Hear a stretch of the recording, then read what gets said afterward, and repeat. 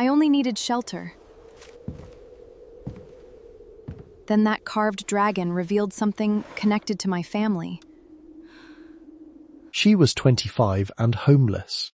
No room, no job, no family willing to answer. Just a rain-softened canvas bag and $10 she had saved by skipping 3 suppers. And with that $10, she bought a condemned hand-blocked wallpaper studio outside Ipswich, Essex County, Massachusetts, on a lane erased from county maps in 1974. The north sill had rotted through. Half the slate roof lay in the weeds. Essex County had condemned it on October 3, 2022, with demolition planned for the following spring. Behind the carved face of a pearwood dragon block, untouched for more than 30 years, waited a hollow chamber holding money, a lost pattern book, and a name she knew. Before we continue, if stories like this mean something to you, hit subscribe and tell us in the comments where you're watching from. We love seeing how far these stories travel. Stella Mae Whitcomb had been measuring her whole life without knowing it. As a child in Lowell, she measured kitchens by broom handles, bus stops by songs, and silence by how long her mother kept her back turned at the sink. She could see when a picture frame had slipped. In school, she filled arithmetic margins with repeating leaves fitted edge to edge. Her father left before she learned his middle name. Her mother, Ruth, folded hospital linens at night and treated hope like a lamp that wasted electricity. She loved Stella in practical portions, a mended cuff, a cut apple, exact bus fare. The person who noticed Stella's eye was her grandfather, Elias Whitcomb, a retired sign painter above a frame shop in Haverhill. Every Saturday, he heated rabbit skin glue in a dented copper pot and taught her how a pattern behaved when repeated. He showed her how to sharpen a gouge on leather, turn the blade instead of forcing it, and listen to pearwood grain. They drank weak tea while he pressed small blocks by hand, lifting them slowly to reveal ferns, stars, and climbing roses. At noon, he gave her one good sheet and burned every spoiled impression. Patience is only accuracy stretched across time, he told her. Years later, she understood he had meant rent, grief, winter, and any work that asked to be done again after failure. Elias died in February 2016, while snow sealed the curb around his building. By the time Stella arrived, the rooms had been cleared. His copper pot, gouges, leather strop, and wooden blocks had gone into a contractor's bin. Ruth stood beside her, gripping her handbag, silent as the truck carried the last of him away. Stella found work at Bell & Crow Printworks in Somerville, where presses shook dust from the rafters and the windows stayed painted shut. Director Martin Vale wore soft grey suits and never raised his voice. He controlled people through schedules posted at midnight, unpaid corrections in red pencil, and a pale smile whenever anyone mentioned insurance. He called exhaustion craft discipline. On October 14, 2022, Vale gathered the workers beside the guillotine cutter and announced a restructuring. Their badges stopped working before he finished. Stella returned home after dark with her lunch tin unopened. Her landlord waited under the entry light, holding a clear bag with her toothbrush, 2 shirts, and Elias's chipped mug. Your mother said you cannot stay with her. 8 words. No apology. Across the street, Ruth sat in her Buick with the engine running. Rain sheeted over the windshield. Stella saw her mother's hands fixed on the wheel and the small turn of her face toward the passenger window. The locked door had been chosen before the landlord arrived. Stella took the bag. The mug tapped her toothbrush once. A thin ceramic note, and she walked away without touching the Buick's glass. For 6 weeks she moved north and east by cheap buses and whatever distance her shoes allowed. She slept beneath the stairs at Malden Centre, in a Cambridge shelter, and in a church basement near Lynn Common where radiators clicked until dawn. In Salem she folded newspapers under her coat against the harbour wind. In Beverley she slept upright in a hospital waiting room until a guard with a white moustache pointed her toward a warmer corridor. Her money narrowed by exact degrees, $7.80 after a bus fare, $5.20 after coffee and toast, $3 after a laundromat dryer. She kept one separate $10 bill in a hidden seam of her canvas bag. The bill Elias had tucked into a birthday card marked, "For something worth keeping." Hunger made it valuable, memory made it untouchable. On the 42nd day, Stella entered the Salem Public Library because the rain had turned sharp enough to sting. Near the local history shelves, a corkboard held notices for tutoring, estate sales, and rooms beyond her reach. One card had been typed on a machine with a weak letter E, "Abandoned Wallpaper Workshop. Tax title transfer. $10. AS is Essex County Clerk." She read it twice, then copied the address onto a discarded checkout slip. At the reference desk, Mrs. Ferris, a librarian with silver glasses on a red cord, found an old parcel map and pressed one finger to a thin road west of Ipswich. "That building has been waiting a long time," she said. Stella placed the folded bill inside Elias's mug, wrapped it in her spare shirt, and tightened her bag straps. By closing time, she had written the bus route, walking distance, and county office hours in 3 careful columns. At dawn, she boarded the first bus north. The road ahead ended at a locked studio no one had entered in 34 years. The bus left Stella beside a frozen shoulder of Route 1A at 9:17 in the morning. The driver lowered her canvas bag after her and pointed west with 2 fingers. "County office is 6 miles. Studio's farther." The door folded shut before she could answer. She walked with the Atlantic wind pushing through the seams of her coat. Her map showed 8 4/10 miles to the clerk's office, then another 5 to the property. By noon, the straps had rubbed 2 hot lines beneath her collarbones. The sky lowered, and old snow began moving across the fields in dry white threads. At dusk, she found an open hay barn behind a stone wall near Rowley. The thermometer nailed beside the door read 19 degrees. She burrowed beneath loose hay without removing her boots, and slept in intervals, waking whenever mice moved near Elias's mug. Before sunrise she brushed straw from her hair and walked on while frost still silvered the road. Ipswich appeared slowly, first the steeple, then parked trucks, then the long brick face of the business district. She passed Zoomies Coffee House, the Choate Bridge Pub, Ipswich River Provisions, Antiques, and a narrow barber shop called the Clipper, whose red pole turned without sound. Warm windows showed cups, lamps, and people leaning toward one another. Stella kept walking. The Essex County Satellite Clerk's office occupied the ground floor of a former savings bank. Inside, the radiators gave off a mineral smell, and fluorescent tubes buzzed over rows of metal cabinets. Stella removed her cap and waited behind a man renewing a permit for a septic system. At the final window sat a woman with one grey eyebrow and one brown one. Her brass nameplate read Margaret Hollis, Deputy Clerk. Mrs. Hollis looked first at Stella's wet shoes, then at the canvas bag.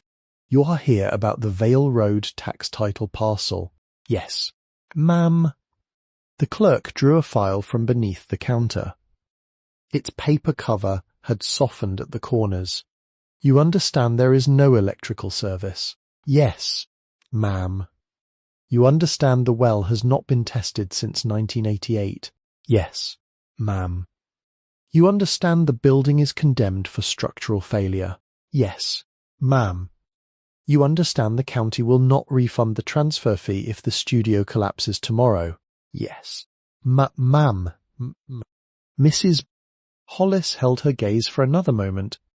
"Most people ask questions before the 4th yes." "I have questions," Stella said. "They just don't change the amount I have." The clerk opened the file. The deed consisted of 3 pages, a tax map, and a waiver printed in type small enough to punish hope. Stella read every line. When she reached the signature space, She removed Elias's $10 bill from the mug and flattened it against the counter. "Mrs." Hollis took the bill with unusual care. A brass desk stamp stood beside her blotter, its handle worn smooth by decades of palms. She pressed the deed beneath it, pulled the lever, and released a dry mechanical clap. The embossed county seal rose from the paper like a coin beneath cloth. "Vale Road ends after the old cranberry bog," she said. "Take Linebrook Road west, turn right at the stone schoolhouse, then left where the pavement narrows. When you see 2 black walnuts growing from one root, the lane is opposite them." She slid the deed across, then stopped with 2 fingers resting on Stella's surname. "Whitcomb." Stella nodded. "Mrs." Hollis rose and crossed to a cabinet labelled Historic Trades. She returned with a ledger whose leather spine had split. Near the middle, she found a page of property transfers from 1958. "Elias Whitcomb," she read.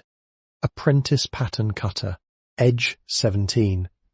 Stella did not touch the book. He worked there 2 summers. According to this, he trained under Miriam Vane. The last proprietor, Mrs. Hollis turned the ledger so Stella could see the ink. "Your grandfather came here once after the closure. He asked whether the county would sell the property back to the trade guild. What happened? There was no guild left." The radiator clicked behind the counter. "Mrs." Hollis closed the ledger, but not before Stella saw Elias's signature. Narrow and exact, the W made with 3 deliberate strokes. "He never told me," Stella said. "People are often quietest about the places they could not save." "Mrs." Hollis placed the $10 bill in the shallow drawer of her desk instead of the county cash box. "You will need your receipt." She wrote it by hand. Outside, the afternoon had cleared, leaving the sky pale and hard. Stella followed Linebrook Road past a cemetery, 2 frozen ponds, and a farmhouse where split wood stood under blue tarps. The pavement narrowed at the old schoolhouse exactly as Mrs. Hollis had said. A woman in a red knit cap was gathering mail beside a leaning post. A brown dog with 1 white paw trotted into the road and barked at Stella's bag. "Walter," the woman said, without raising her voice. The dog stopped. "You heading for the Vane place? I own it now." The woman looked at the deed tube under Stella's arm. One corner of her mouth moved, not quite into a smile. "I'm Doris Pike. Cafe in town. Walter doesn't bite unless you insult his judgment." Walter sniffed Stella's knee and sneezed. Doris pointed toward 2 black walnut trees joined low at the trunk. "Lane's there. Snow hides the first rut. Beyond the trees, a track entered tangled brush. Walnut branches crossed overhead, black against the sky." Stella walked another half-mile before the studio emerged from the slope. It was larger than she had imagined, a 2-story timber building nearly 50 feet long and 24 wide, set on a low fieldstone foundation. Weathered clapboards showed traces of ochre paint, the slate roof sagged above the north room, and a square brick chimney leaned slightly east. Over the double doors hung a faded board on which only 3 words remained visible: Vane Scenic Papers. 1 hinge had pulled loose. The padlock came away when Stella struck it twice with a stone. The front room exhaled cold air smelling of mouse nests, wet plaster, and an old sweetness she could not place. Later she understood it was wax colour, faded but persistent. Her boots disturbed a skin of dust. Beneath it, the floor answered with long creaks that travelled toward the rear wall. Light entered through cracked panes and fell across ruined paper rolls, slumped in wooden racks. When Stella touched one, the edge dissolved like dried leaves. A pressed border of blue vines remained visible farther in, protected beneath the overlapping sheet. The back room held the printing floor. Hundreds of pearwood blocks stood on shelves from waist height to the rafters. Moss had entered through a broken window and grown along the lowest row.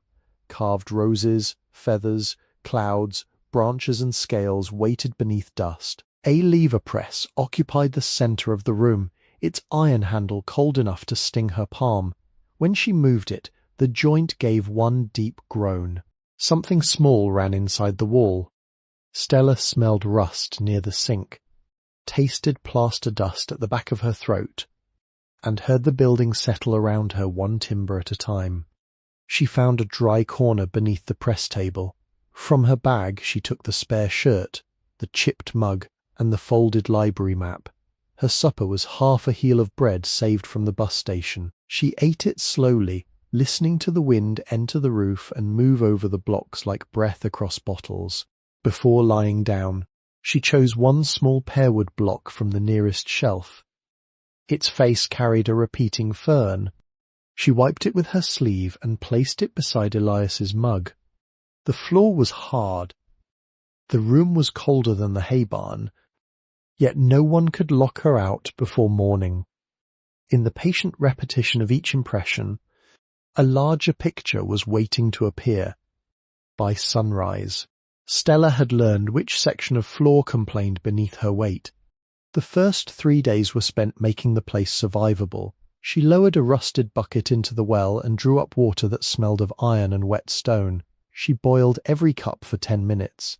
The outhouse leaned toward the marsh, its door secured by a bent spoon pushed through 2 screw eyes. At night the studio spoke in separate voices, a click near the press, a soft bend beneath the paper racks, 3 dry knocks where the north sill had failed. She marked each sound on the floor with chalk. On the 4th morning, she walked back into town carrying a list written on the reverse of the county map. Pike Sun Hardware stood between the barber shop and a shuttered insurance office. A bell struck twice as she entered. The store smelled of pine handles, machine oil, and burlap seed sacks. Behind the counter stood a broad man with a left thumb flattened at the nail, as though it had once been caught beneath something heavy. His apron read Harlan Pike, although the stitching had faded almost white. "You're Doris's brother," Stella said. "That depends on what she told you, that Walter has judgment." Harlan looked at her boots, then at the rolled deed beneath her arm. "You bought the vein shop?" "Yes, with money, all of it." He took her list and read it without comment. At the bottom, Stella had written, "Pay when possible." Harlan turned the paper over. "I don't run charity." "I didn't ask you to." "No." "You asked for credit. I can work it off." He studied her for a moment, then drew a ledger from beneath the register and opened a fresh page. 30 days, he said. "After that, you pay something, even if it's 50 cents. I will," from a shelf behind him.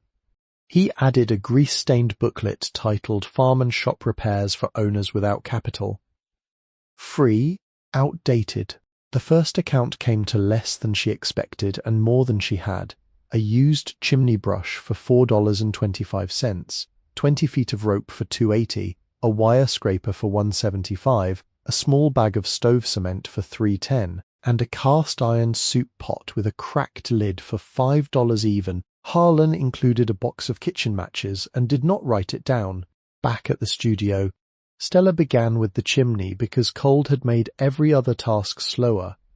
She tied the brush to the rope, climbed the rear ladder, and crawled onto the lower roof where the slate still held. The chimney cap had rusted through. She removed it with the scraper, fed the brush downward, and worked it in short vertical strokes so the rods would not catch between the flue tiles. Each pass released a hollow rain of soot into the fireplace below. The first hour produced grey powder. The second brought down hard scales of creosote, glossy on one side and sharp enough to cut her glove. When the brush stopped 6 feet above the hearth, she tied a small wrench to the rope and lowered it until the obstruction cracked. A black mass fell into the firebox with the weight of wet bark. She worked for 5 hours, resting only when her fingers lost their grip. Then she entered through the rear door, knelt at the hearth, and shoveled soot into a flour sack. The final load weighed enough to drag the bag's bottom across the floor. Stella sealed 2 gaps with stove cement, waited until evening, and laid a test fire no larger than both her hands. Birch bark caught first, then twigs.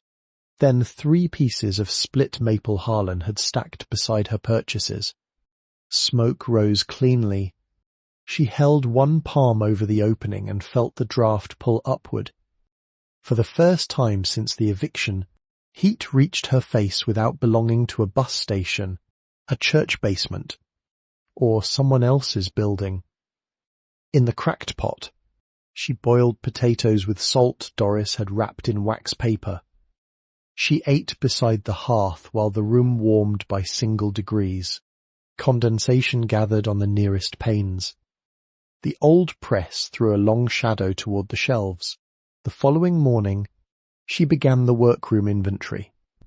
She chose only the objects that seemed capable of returning to use. There was a leather-covered registration table scored with fine alignment marks, a copper-colour tray green at the corners, 3 horsehair beating brushes stiff with dried pigment, a rack of narrow mallets, a set of pearwood-handled gauges wrapped in oilcloth, 2 iron drying bars and a ledger press whose screw still turned. Beneath the largest window lay a roll of rag paper protected by a collapsed tin chute. The blocks required more time. Many had split along the grain, others had swollen from damp until their patterns no longer met. Stella lifted each one with both hands, brushed the carved face with a dry sash brush, and read the penciled numbers along the edge. A scenic panel might require dozens of impressions. Blue beneath green, green beneath shadow, shadow beneath the thin final line that made a branch appear to bend. On the highest rear shelf stood a block larger than any she had seen. It was almost 3 feet long and 18 inches wide, cut from old pearwood darkened toward red-brown. A dragon moved across its face in curling sections, hidden among peonies, river reeds, and cloud bands. 2 iron handles had been fitted to the back so a printer could lift it without touching the carved surface. Stella lowered it to the registration table. The wood did not sound right. She tapped the edge with the handle of a gouge. Most blocks answered with a dense, blunt note. This one gave a second sound beneath the first, a quieter resonance that seemed to travel across the back and return. She turned it over. The rear surface carried stains from years of hands and distemper paint. One handle sat squarely in its mortise. The other had been reset at a slight angle, no more than the width of a fingernail. Stella tested the weight by lifting each side separately. The left side pulled heavier. She ran her fingertips beneath the crooked handle. There, almost hidden by dried glue, was the rim of a cedar disc. It was smaller than a silver dollar and fitted flush into the pearwood. Stella softened the glue with a cloth dampened in hot water, waited, then worked the thinnest gouge around the edge. She did not pry. She turned the blade gently until the disc moved. Behind it lay a narrow brass catch. When she pressed the catch, the entire handle plate lifted.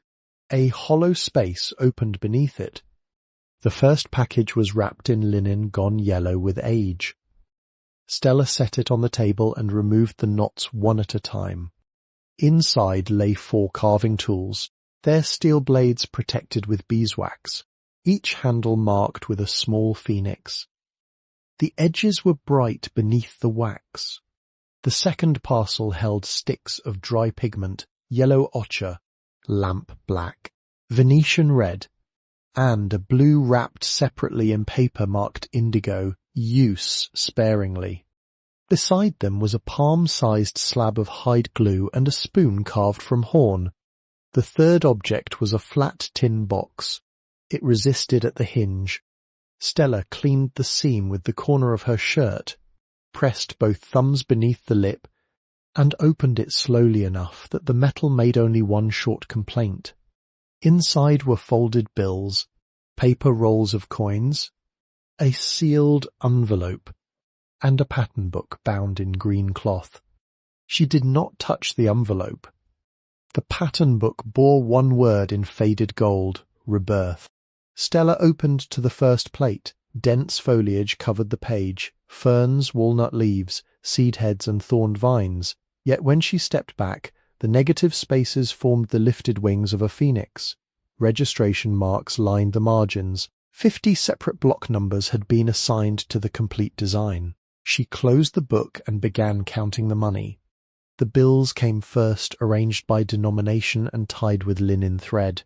The coins were slower. She opened each paper roll over the copper tray so nothing could escape between the floorboards. There were Liberty Head nickels, Buffalo nickels, Mercury dimes, and Walking Liberty $half, many worn nearly smooth at the highest points. At the bottom lay a purple heart in a black case, engraved on the reverse with Samuel E. Vane, 1944. Stella copied every amount into the old inventory ledger. She counted once, then again after drinking water, then a third time using a different grouping so the first method could not persuade the second. The total was $37,800, not $37,000 and some forgotten change. Not an estimate. $37,800. Exact. She placed the coins back in their rolls, returned the medal to its case, and folded the linen around the bills. The sealed envelope remained on the table. Her name was not written on it. Across the front, in narrow brown ink, were 5 words: "For the one who begins again."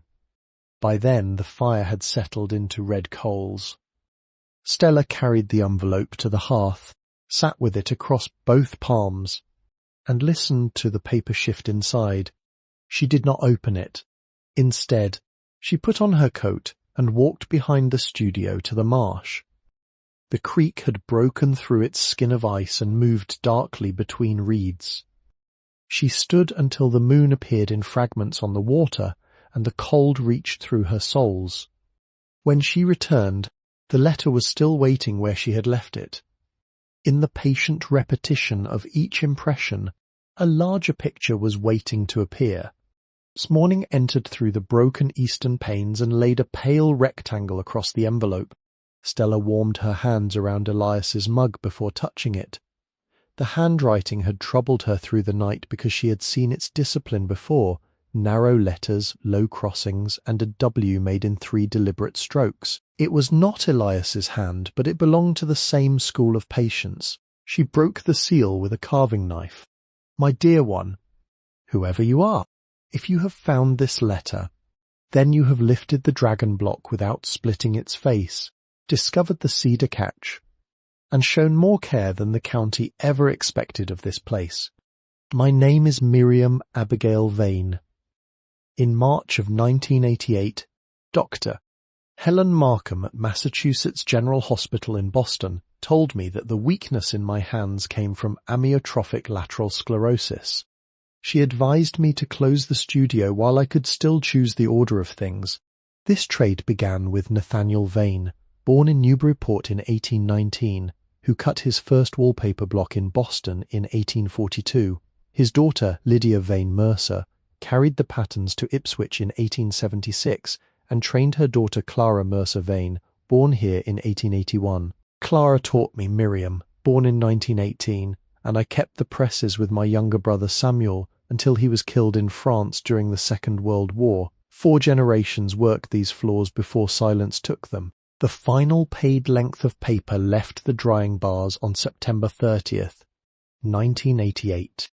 I locked the front doors that evening. More than 30 years may pass before another hand opens them. The money is not a prize. It is stored labour. Use it for the sill, the roof, the chimney, and the materials that permit honest work. Do not spend it proving that you possess it. The pigments will test differently now. Warm rabbit skin glue gently and never let it pass 140 degrees Fahrenheit. For a sound distemper, begin with 1 part whiting to 1 part pigment. Then add glue water by spoon until the brush leaves no ridge. Lay colour on the block in a skin thin enough to show the carving beneath it after each impression. Wait 3 minutes before registering the next colour, longer in damp weather. Pearwood cuts cleanest when the tool is sharpened at about 25 degrees and moved with the grain. The green book is called Rebirth.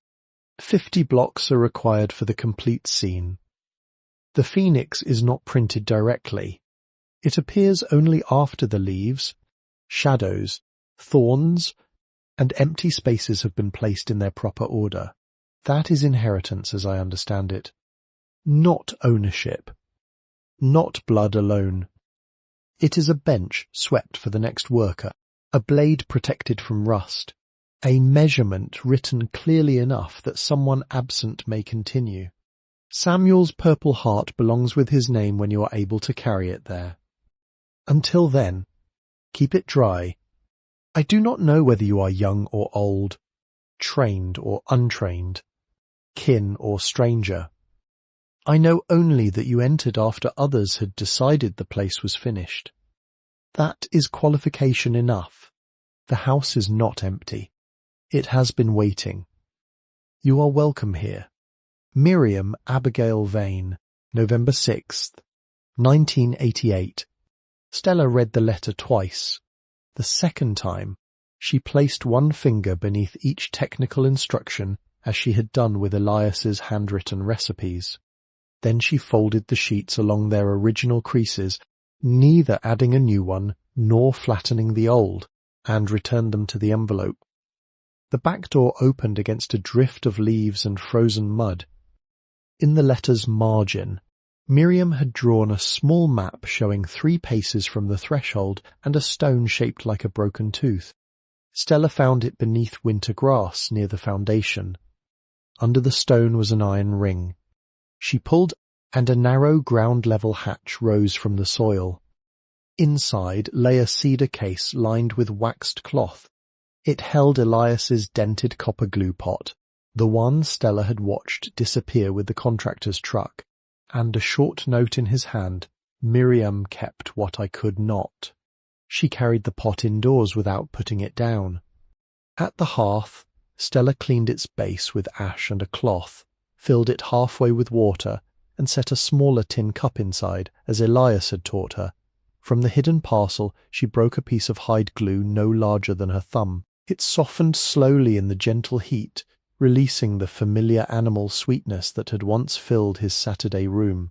Mrs. Ferris had found the parcel map without asking why Stella needed it. The guard in Beverley had pointed her toward warmth instead of the street.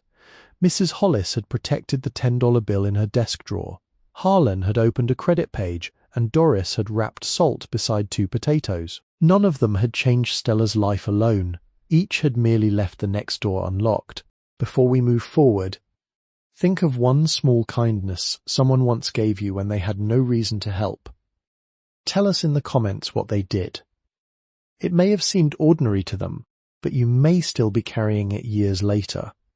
That night, Stella placed the copper pot, Miriam's letter, the phoenix-marked gouges, and Samuel's medal beside her blanket. The green pattern book rested beneath Elias's mug. She slept while the last warmth moved through the iron press and into the floor. The first snow came on December 20th and measured 6 inches against the north wall. Stella read the roofing chapter in Harlan's repair manual 3 times, once beside the fire, once beneath the damaged rafters, and once outside with the book wrapped in waxed paper. The main slope measured 48 feet by 14, allowing for overlap and waste. She calculated 900 cedar shingles, 3 rolls of 30-pound felt, and 22 pounds of hot-dipped nails. Harlan delivered the materials in his truck and placed an old roofing hatchet on top. "My father's," he said. "He won't need it." The following morning, Amos Weller arrived carrying a carpenter's square. He was 71, thin as a handsaw, and had roofed barns from Gloucester to Newburyport before arthritis bent 2 fingers on his right hand. "I cannot pay you," Stella said. "Then don't delay me with money." They worked from daylight until the roof turned slick with frost. Amos showed her how to sister a sound rafter beside the split one. clamp them together, and drive bolts through both without pulling the old timber out of line. They snapped a chalk line across the felt and began at the eaves. Each nail took 3 strokes, one to set,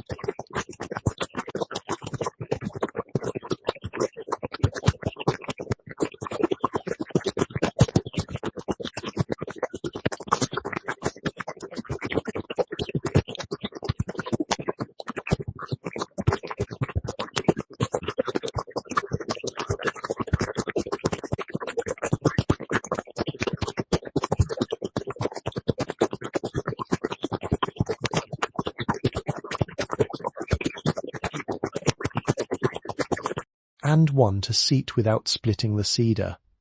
On the 4th day, Amos touched a shingle with his square. That nail's proud. Stella raised the hatchet. Pull it. By the 7th day, her shoulders burned before breakfast. By the 9th, freezing rain filled the nail pouch and stiffened her gloves. They finished on December 14th, setting the last ridge shingle beneath a sky the colour of pewter. Amos climbed down without looking back at the work. "It will shed weather," he said. That was praise enough. January exposed what the first fire had hidden. 3 courses of chimney brick were spalling, their faces breaking away in red shells. Between them, the old mortar had weakened to powder. Stella could rub it loose with one finger.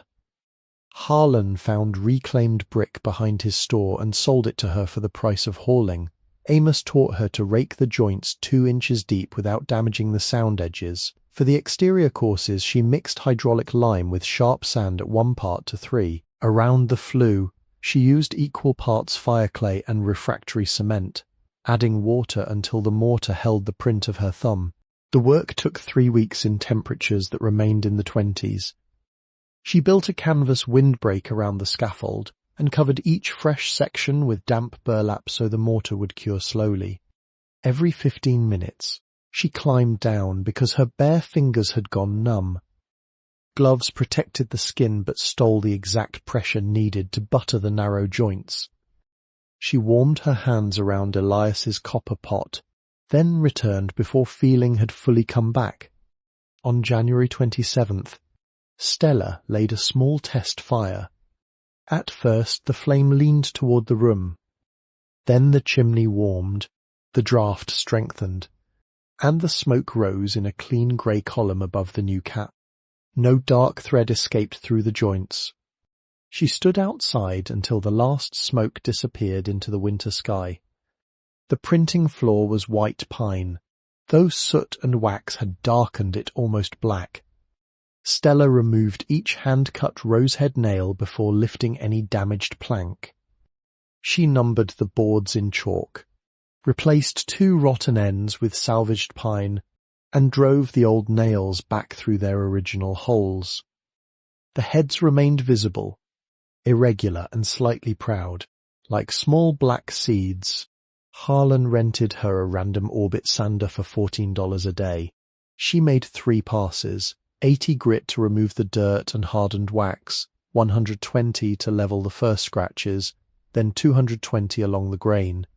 Dust rose through the workroom and settled in the dragon block's carved scales. She stopped every hour to brush the shelves and cover the green pattern book. The boards changed slowly. Beneath the grey surface appeared dark honey, then warmer streaks tending toward mahogany where pigment had entered the grain. She wiped the floor with mineral spirits and applied 3 thin coats of tung oil, rubbing each one in with folded cotton. The final coat required a 48-hour cure, so she crossed the room on 2 temporary planks laid from the hearth to the door. One morning she woke unable to begin. Nothing had broken. No bill had arrived. Her hands simply remained around the mug after the water cooled. Stella walked to the marsh and sat on a granite boundary stone. A great blue heron stood in the shallows, motionless except for the wind passing through the feathers at its neck. For 3 hours, bird and woman watched the creek carry broken ice toward the sea. She did no work that day. The next morning, she lifted the sander before sunrise. 8 windows remained in the studio. 3 had no glass. 4 held cracked panes patched with paper and roofing tin. The last contained a single wavy panel dated 1788 in the old inventory ledger, its surface bending the walnut trees into slender green curves. Stella cleaned that pane with distilled water and left every bubble untouched.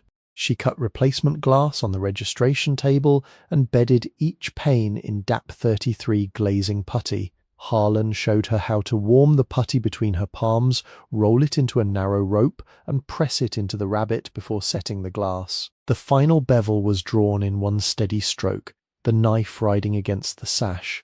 Several counterweights had fallen into the wall pockets. Stella opened the access panels, tied 1/4-inch cotton sash cord to each iron weight, and secured it with a figure-8 knot.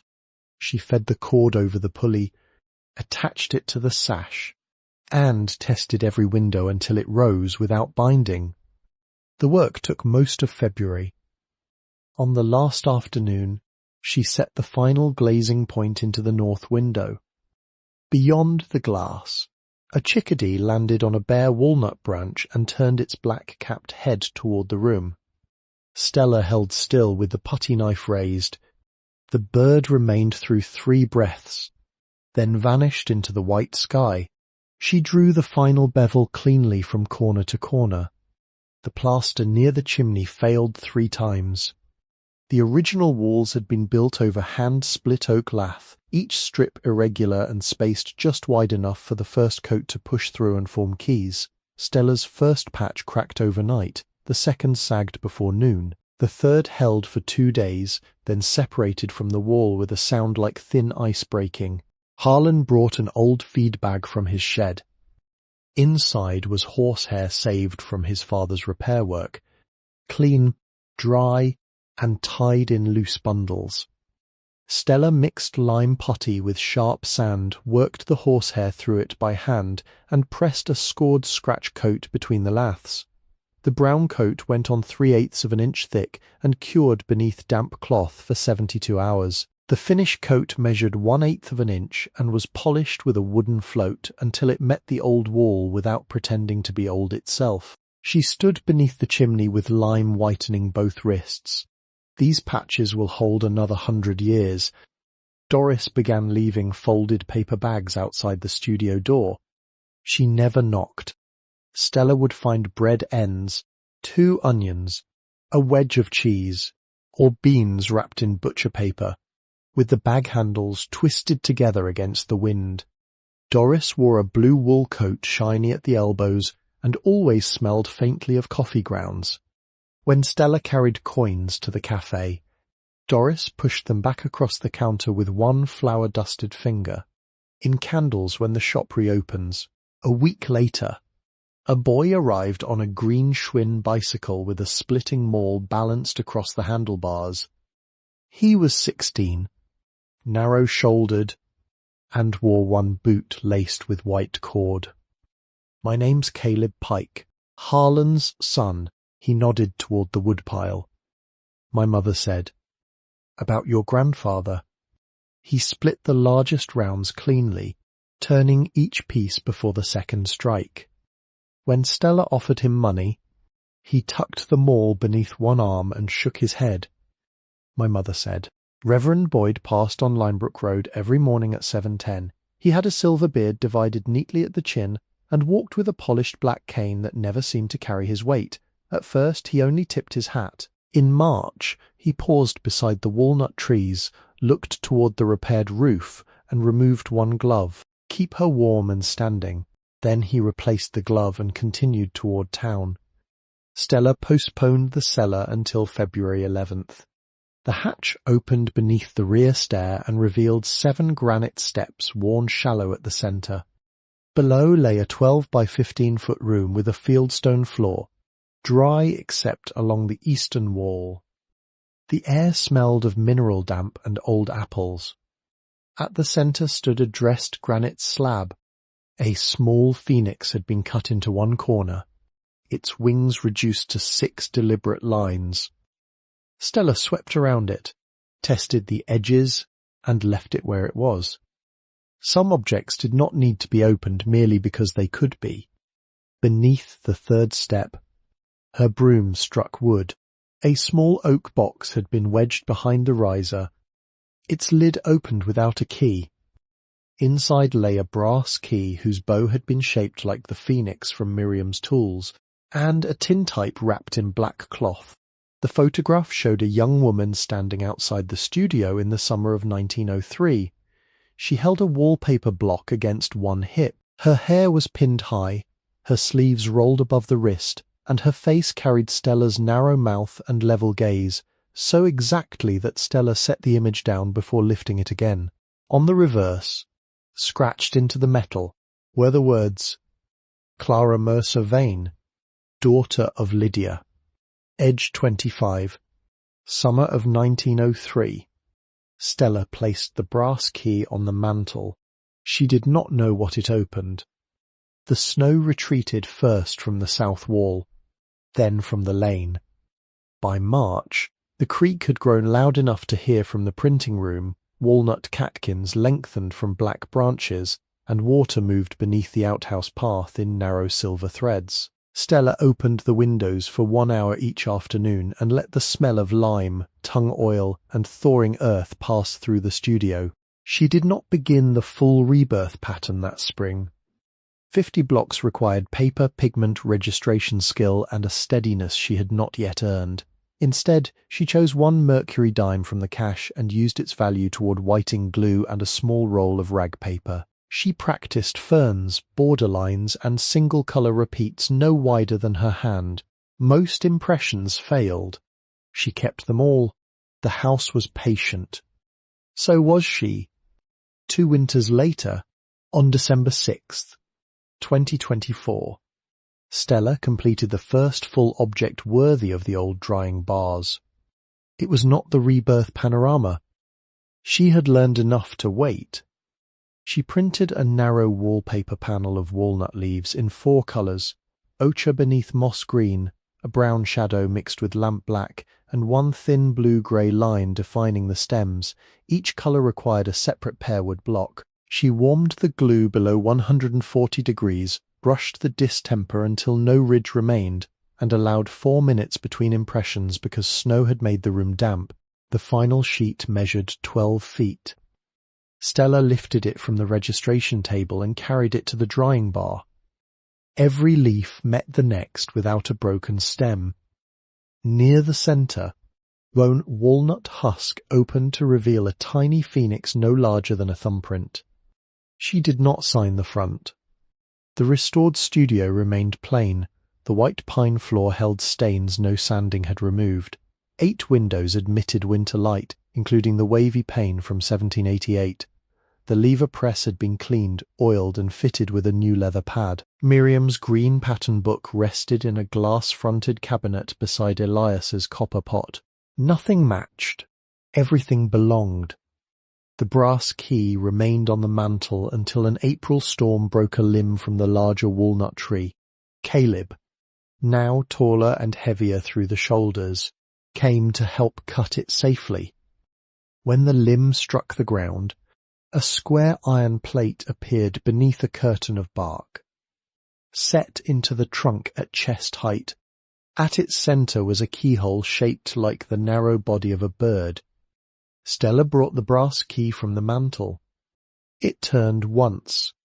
The plate opened onto a dry compartment lined with sheet copper. Inside lay a folded 48-star American flag and a paper packet wrapped in oilskin. The flag had been folded into a rectangle rather than a triangle.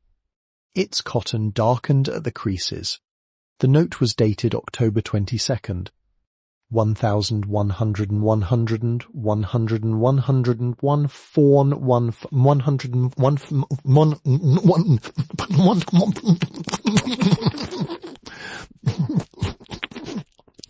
lit 1 right.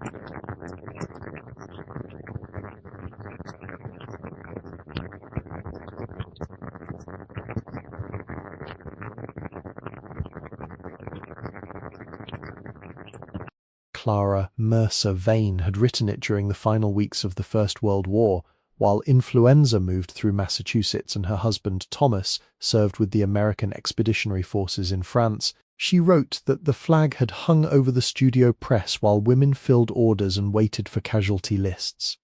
Thomas returned in 1919 with damage to one lung and never again climbed the roof ladder. Clara had placed the flag in the tree because the studio walls were being searched for scrap metal during a period of debt. She ended the note with one instruction: keep this not as proof that we suffered, but as proof that the work continued while we did. Stella refolded the paper along its original lines. On June 6, 2025, the 81st anniversary of the Normandy landings, she carried Samuel E. Vane's Purple Heart to the Massachusetts National Cemetery in Bourne. His body had remained in France, but his name appeared on a family marker beside Miriam's parents. She placed the medal in a weatherproof case fixed behind the stone and stood until the cemetery flag reached full extension in the wind. No speech was given. The cash remained almost untouched. 1 mercury dime had gone toward practice materials. 2 buffalo nickels paid for replacement screws after Harlan insisted that old money ought to perform at least one ordinary duty. A Walking Liberty $half bought the first bundle of clean rags. Later, Stella spent 1 Liberty Head nickel on a brass hook for Miriam's letter. The bills and remaining coins were sealed in a new tin box beneath the dragon block. On the lid, Stella painted 3 words: "For the next one." The studio reopened without announcement. Doris pinned an index card to the cafe corkboard between a piano lesson notice and an advertisement for firewood. Hand-blocked paper. Small orders. Patience repoyered. The first customer requested enough border paper for a nursery in Newburyport. The second mailed measurements for a pantry shelf. By autumn, Stella kept a list of 43 names in the old ledger. She accepted only the orders she could complete without rushing. Some customers waited 6 months. No one complained twice. Caleb returned one Saturday carrying a longboard beneath his arm. He had planed it from the fallen walnut limb and carved the original studio name across the face. Vain scenic papers. Beneath it, in smaller letters, he had added daughters. Stella ran one finger through the final S. There were no daughters after Clara, she said. Caleb rested the sign against the press. There are now. They mounted it above the double doors using hand-forged brackets Harlan had found in storage. The old faded sign remained beneath it, protected rather than removed. In certain light, both names could be seen. That winter, Stella began her own letter. She chose thick rag paper and wrote with a steel nib from the workroom drawer. The first line came without correction. My dear one, whoever you are. She recorded the well depth, the roof measurements, Harlan's credit terms, and the exact place where the north floor still creaked. She explained how much whiting a 4-color panel required and how damp air altered drying time. She wrote that Amos Weller had taught her to listen for proud nails, and that Doris preferred payment in candles whether she needed them or not. She did not write that the studio had saved her. That would have been only half true. The building had offered shelter, tools, and work. Stella had answered with mornings.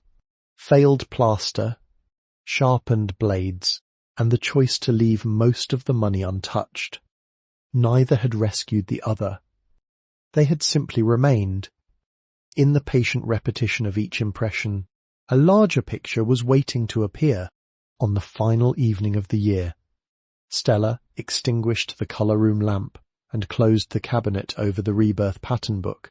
Snow had begun along the lane, softening the ruts without erasing them. She left one small lamp burning in the front window. The hand-blocked wallpaper studio waits. It has always waited. In Ipswich. Mrs. Hollis retired from the county office with her brass nameplate wrapped in newspaper. Before emptying her desk, she opened the shallow drawer where Stella's $10 bill had rested for more than 2 years.